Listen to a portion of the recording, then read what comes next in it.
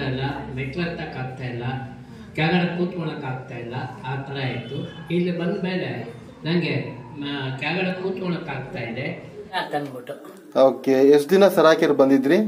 1 ತಿಂಗಳು ಬಂದಿದ್ದೆ. ಓಕೆ, ಇವಾಗ ಮ್ಯಾಟ್ ಮನೆಗೆ ತಗೊಂಡು ಎಷ್ಟು ದಿನ ಆಯ್ತಪ್ಪ? ಆಯ್ತು, 1 ತಿಂಗಳು 2 ತಿಂಗಳು ಇರ್ಬೇಕು. ಸೊ ಹೆಂಗಿದೆಪ್ಪ ಇವಾಗ ಮನೆಗೆ ಪ್ರಾಡಕ್ಟ್ ತಗೊಂಡ್ ಬಂದು ಯೂಸ್ ಮಾಡ್ತಾ ಇರೋದು? ಪರವಾಗಿಲ್ಲ, ಆರೋಗ್ಯವಾಗಿದೆ. ಮೊದಲಿಗೆ ಇವಾಗ ನಾನು 2 ಟೈಮ್ ತಗೊಂತೀನಿ. ಓಕೆ, ಬೆಳಗ್ಗೆ 1 ಟೈಮು, ಬೆಳಗ್ಗೆ 5 ರಿಂದ 7 ಗಂಟೆವರೆಗೂ.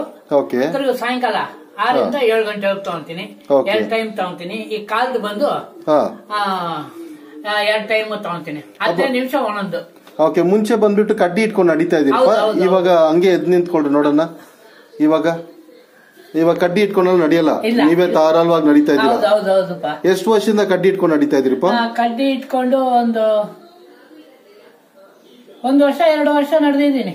ಓಕೆ, ಇವಾಗ ಸರಾಕೇರ್ ಬಂದು 1 ತಿಂಗಳು ಅಲ್ಲಿ ಸೆಂಟರ್ ನಲ್ಲಿ ಯೂಸ್ ಮಾಡಿದ್ರ? ಯೂಸ್ ಮಾಡಿ ಅಲ್ಲಿ ನಡೆದೆ.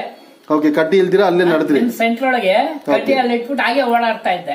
ಓಕೆ ಓಕೆ, ಆ ಮೆಟ್ಲು ಹತ್ತೋವಾಗ ಮಾತ್ರ ಕಡ್ಡಿ ಇಟ್ಕೊಂಡು ಮೆತ್ತಗೆ ಹತ್ತಿ ಪೈಪ್ ಇಟ್ಕೊಂಡು ಹತ್ತಿ ಬರ್ತಾ ಇದ್ದೆ. ಓಕೆ ಅಪ್ಪ, ಅಲ್ಲಿ ಬರಂತ ಅಮ್ಮಪ್ಪವ್ರಿಗೆ ಏನ್ ಹೇಳಕ್ ಇಷ್ಟಪಡ್ತೀರಪ್ಪ ನೀವು? ಅಲ್ಲಿ ಬರಂತ ಅಮ್ಮಪ್ಪವ್ರಿಗೆ ಏನ್ ಹೇಳಕ್ ಇಷ್ಟಪಡ್ತೀರಾ?